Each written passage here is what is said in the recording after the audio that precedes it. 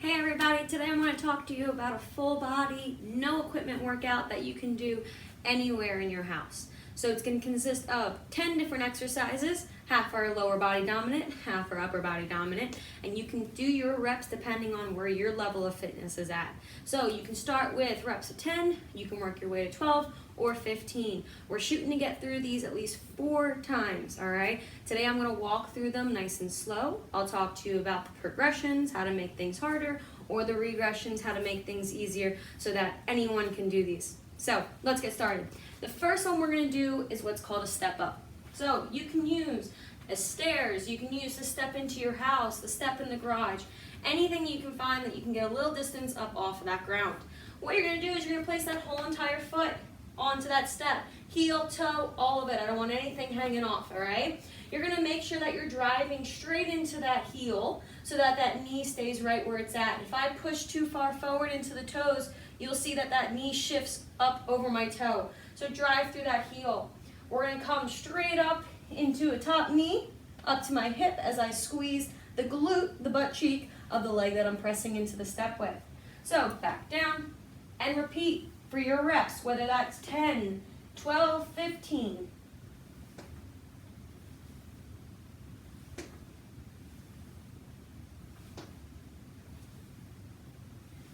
After you've done that exercise on one side, you're going to repeat the same on the opposite leg. Toe, heel, all of it's on the step. We start with one foot down, drive through that heel, up, squeeze.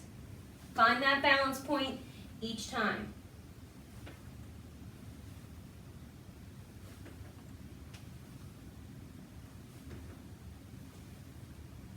Good. For some of my advanced people, we can even turn this into a nice side step. Turning that outside hip so that my foot is on that step, the other one's right to the side, and we're still coming up into that high knee, pushing through the heel. Now working a little bit more on the outside of the hip. Whatever you do on one side, you can repeat and do on the other. For those who need a little bit less of the impact, maybe balance is a little bit of an issue, we're just going to come right up to that step, knee up, and then down. So step on, knee up, and then down.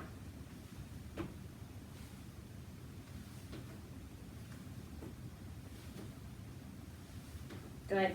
And like I said before, you can do this one side, then the other. Make sure you're focusing on that strength on one of your legs first.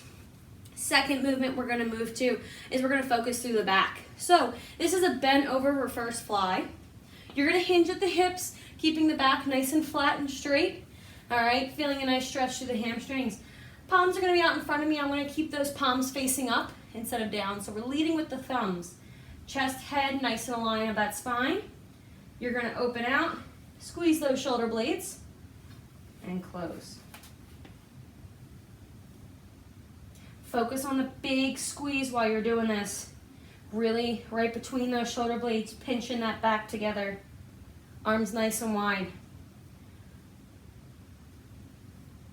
For some of my Excel, to progress this motion, you can add a band into holding this as you're squeezing to give you some of that resistance.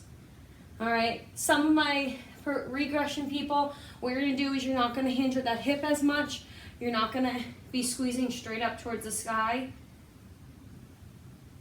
Now it's a little bit more on that angle. Remember, you're working through whatever your rep count is, whether it's 10, 12, 15, focus on that big isolated squeeze right between the shoulder blades. Next one, we're gonna go back to those legs, and we're gonna do what's called an in and out squat. So starting with those feet together, we're gonna step on open into that sumo squat, big hip back, knees stacked right over those ankles, back together, step in, and then that narrow squat. So that's considered 1. We're gonna open back out. 2. 3. 4, and so on and so on. To excel that movement a little bit more, we're going to add a nice jump into it now. So as we jump out, we land into that squat, jump together, sit back and squat.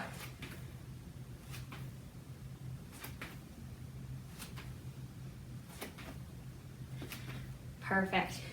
to our regression of that movement. We're just taking that impact out again. We step and then we focus that range of motion. Doesn't have to be as low down to the ground.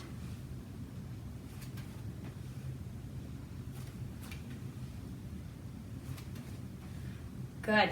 All right. So for our fourth one, we're going to come up to these triceps, the back of the arm. You can use a chair. You can use the couch. You can use your step. Anything that's a little elevated up above that we can kind of start above the ground. And we're going to grab right onto the side of that with our hands, palms facing in as much as we possibly can, depending on the width of your chair. You're going to step your feet off in front of you so that your butt is hanging. You're going to bend your elbows and try to drop down to 90 degrees. Push back up.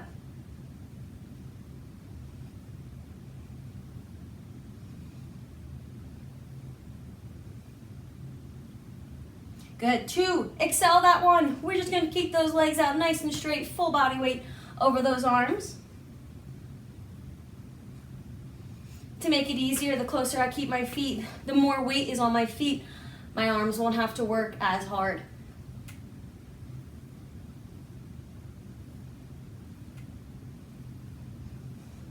Perfect.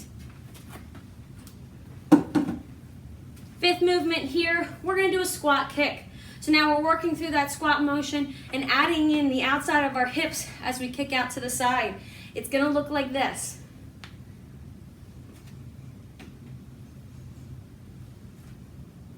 As you see, I like to rest my hand in this prayer position, but whatever's comfortable for you, you can keep them on the hips. Key with this one, as I squat, my hips go back. Big side kick out to the end. Feel that squeeze on the outside of your hip. Make sure that our core is engaged so that when I'm kicking, I'm not bending over with it. I want to stay nice and straight up above. Back to that squat. Repeat on the other side. All right.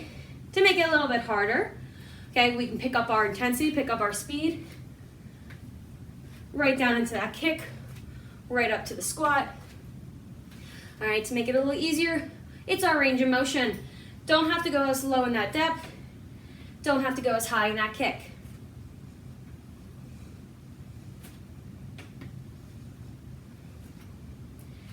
Perfect. Moving on, we're gonna go to what's called a push-up release. All right, we are gonna start in a nice push-up position. So my hands are stacked right on under my shoulders.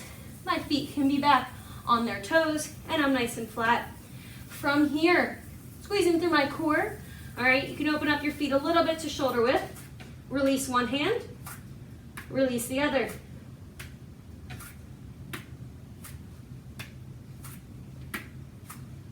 Okay, for those who can't hold that pressure into that push-up position at all times, you're just gonna drop to the knees.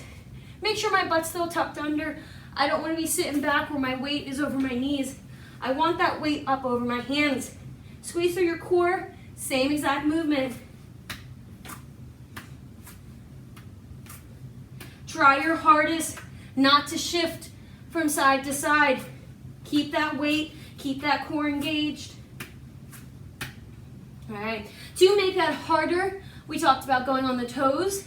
To excel it a little bit more, we can cross touch, hand to the opposite shoulder. Or we simply add a push-up and then we release.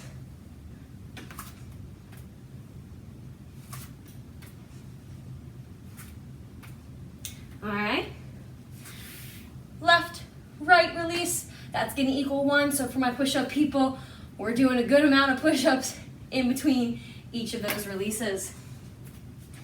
The next one I'm going to take you through is going back to the legs. So this one's called a curtsey lunge. We think about our normal curtsey. That back foot's going to step behind. So the same exact way when we do these lunges, hands can start up, praying position or on your hips, whatever's comfortable for you. You're going to take one foot, step back behind as my knees stay stacked right over my toe. It's not peeling out to the side or caving in. Back together.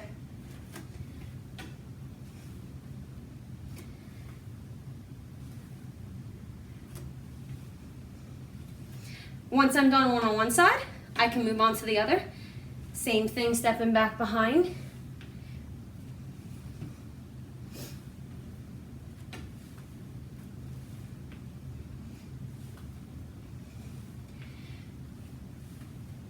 So ways to make this a little bit easier, it's just that range of motion.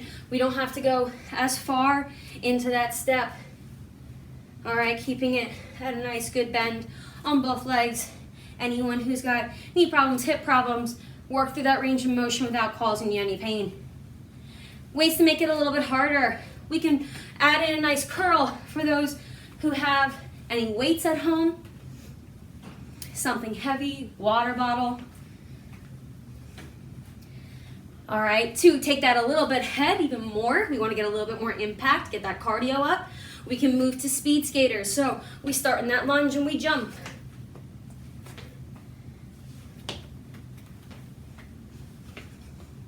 Still stepping behind. Good control on the outside of the hip. Back and forth, working through your rep count. Left, right would equal 1. All right. The next one we're working through is all the rotations of the shoulder. All right, it's going to be in 3 different portions. I'll walk you through them. You're going to start with your hands in front of you. Give it a nice lift up to an upright row. Squeeze through those deltoids. Rotate those shoulders up, not dropping the elbows at all. And a big press up overhead. Down, rotate, drop. So all the motions we're working through on that shoulder, we want to feel a nice good burn on this one.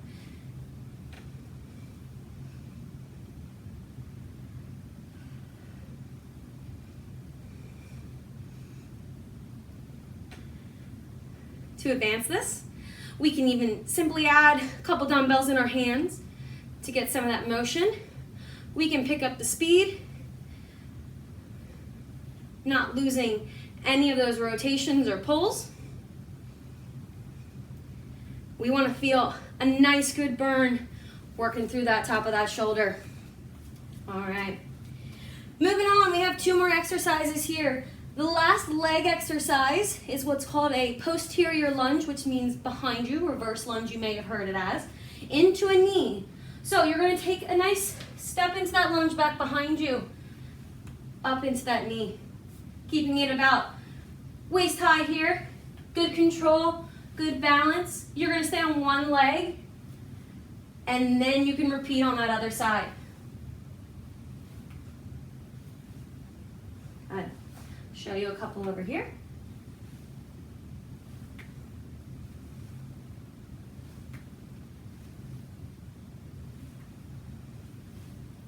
To make it a little bit easier if the balance is what's kind of getting us. Same way we do with the step, we reverse lunge, together, knee, down. Can always shorten your range of motion in the lunge, in the knee. We try to focus on a little bit of balance, burn in one leg, switch to the other. So some of my advanced people, the way we kick that up a little more is we can step back into that lunge, come up, kick. Kick. Now we're engaging a little bit more of that squeeze through the quad. Kick. Good. Take your intensity up. Pick your speed. Very nice. The last exercise for today, guys. You're almost there. We're going to work through what's called a mountain climber. I'm sure we've heard this term before. We're getting back into that push-up position. Shoulders, hands, all stacked over each other. We can once again go up to those toes into that plank position. Back's engaged. Knee comes up, back, and then repeat on the other.